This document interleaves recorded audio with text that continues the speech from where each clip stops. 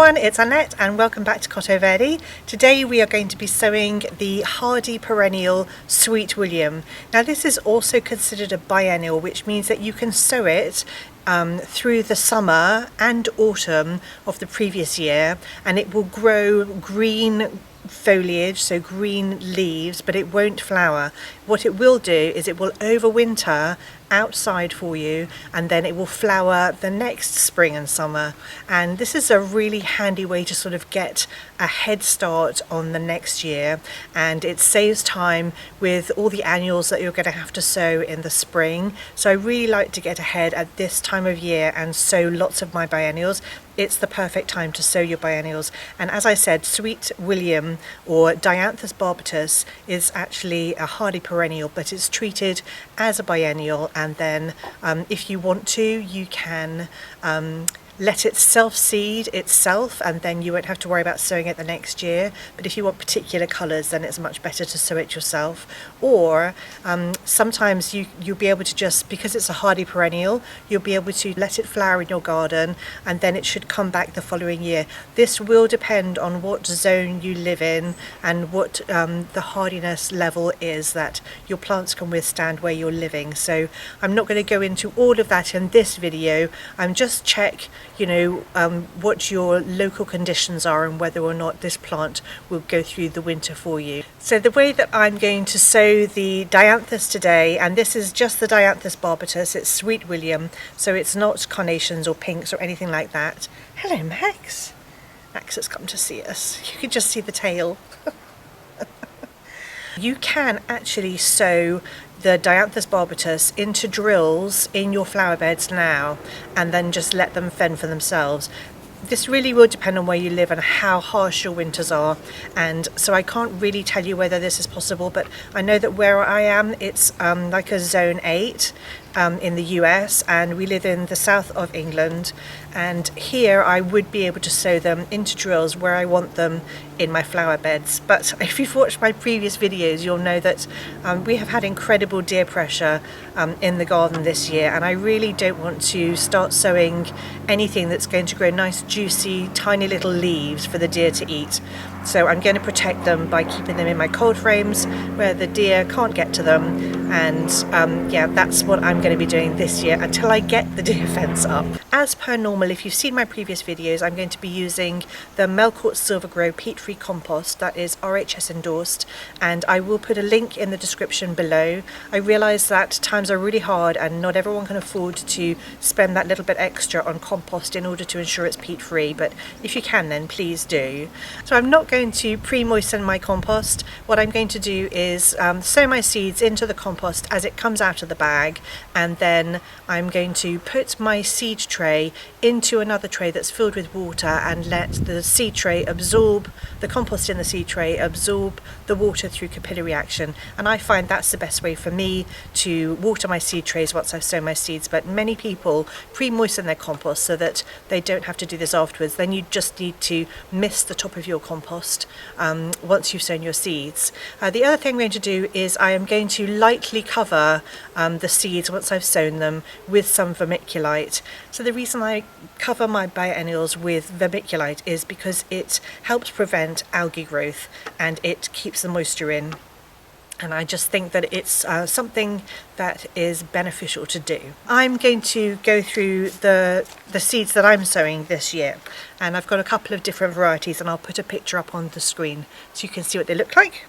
So I'm going to be sowing the Scarlet Beauty, lovely pinky red colour. I'm going to be sowing the Auricula Eye Mix, which I've sown many times, and they just come in lots of different colours with beautiful eyes, and it is one of my favourites because you get such a nice variety. I'm also going to be sowing the Nigrescens, which is also called Sooty, so it's almost black, it's like a really deep purple, it's lovely. And I'm going to be sowing Oshberg, which is kind of like a violety pink, violety purple. It's like just a really deep colour, I really like it, and it goes with loads of things that are flowering at the same time. And then I'm going to be sowing Albus, which is the white version, and I love to have lots of white in the spring and early summer. So just a little bit about sowing your sweet williams. If you want to sow them outside, you can sow them outside into drills, as I said, and I would sow them between sort of April and July, and that will give them a chance to get big enough to go through the winter. If you want to sow them in seed trays like I am, you can start at any time really, but if you start them too early, they're going to get really big and then you're going to run out of space to overwinter them. So most people would start sowing their biennials probably September or October. But I am choosing to sow my sweet williams now in July, and that way I'm hoping that they will get big enough that I'll be able to plant them out and the deer won't eat them, and but they'll still go through the winter. And if they don't, then I've got room in my cold frames to get them through the winter, and then I'll plant them out as soon as I've had my last frost. So if you are sowing them as biennials and you want to overwinter them in a cold frame or a greenhouse, then you want to make sure you sow them at least 6 to 8 weeks before your first frost date.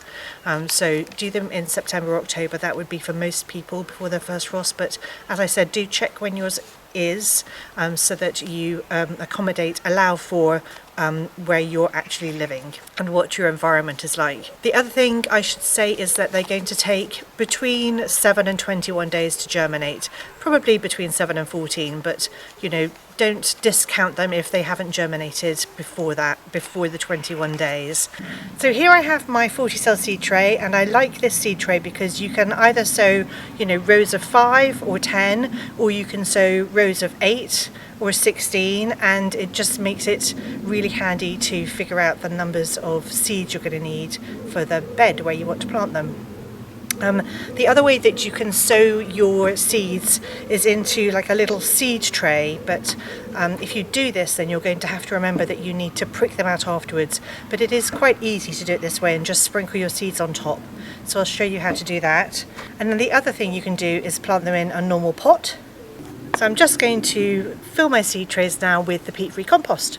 I haven't done anything with this. This is just the way it's come out of the bag.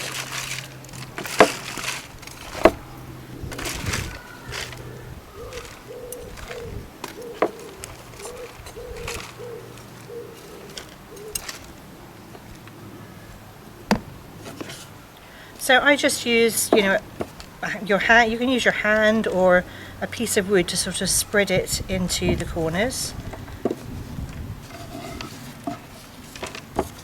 and level it off a bit.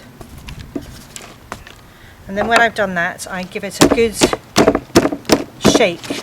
And hopefully by doing that, you can see which particular cells might need some more compost. And I tend to find that it's the ones on the outside edge that need a little bit more compost. And I do like to fill my seed trays up to the top. So that's, a really good seed tray. And then I'm just going to fill up my pot.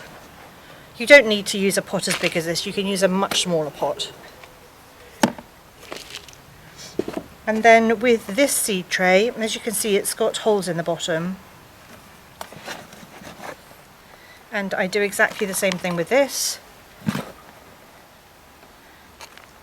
Just fill it up, give it a shake. And I don't tend to fill this up quite so much.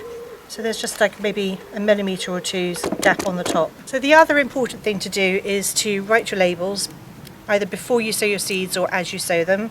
So I've written all my labels, and I'm doing Scarlet Beauty twice, and then I'm going to do Oshberg twice.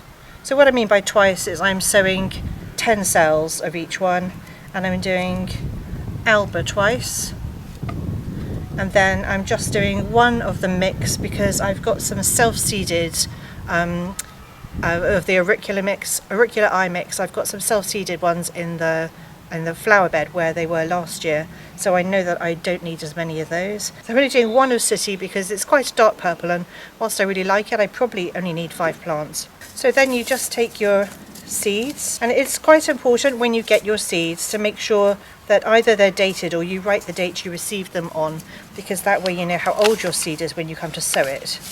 Now my seed is only from last year, so it's probably quite fresh still. So I've left enough room in my seed trays for me to be able to sprinkle some compost or some vermiculite on top. So I'm just going to sprinkle one into each cell.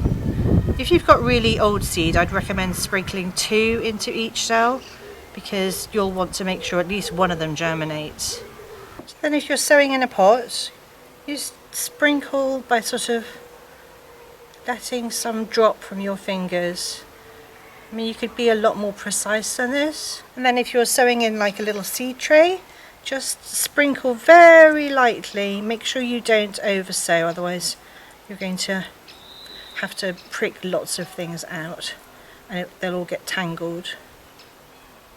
And then I'm going to very gently press down on each seed to make sure that it's got good contact with the soil underneath. So it's just a case of very gently tapping the surface, and make sure you haven't got any seeds stuck to your fingers before you move on to the next variety, otherwise you'll be mixing up your seeds. Really not pressing hard at all. And then I'm just going to take a handful of vermiculite, you can use a spade, and I'm just going to sprinkle it over the surface. If you don't have vermiculite, it's perfectly alright to just sprinkle some compost over the surface as well. You absolutely don't need to use vermiculite. I know that that's an added expense.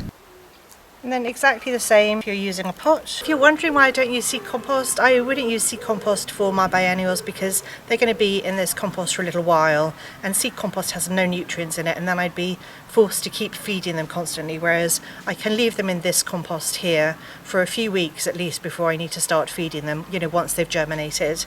And the other thing I would say is, although you can sow your seeds into drills in your garden bed, I wouldn't really recommend using garden soil in your seed trays because it just has a different consistency and it possibly won't drain well, or it'll dry out too quickly, and it just might not have the nutrients in it that you want it to if you're leaving your seedlings in the trays for a bit longer. And also it'll have weed seeds and things like that in there, and those are going to be competing with your seedlings, and they will probably win because weeds tend to be just by nature are going to be more vigorous. They'll grow much more quickly, so yeah, try not to use your soil from your garden. So all I'm going to do now is place these seed trays and the pot into a tray filled with water and just let them sit there for 20 minutes or so, and you'll see that the vermiculite or the top layer of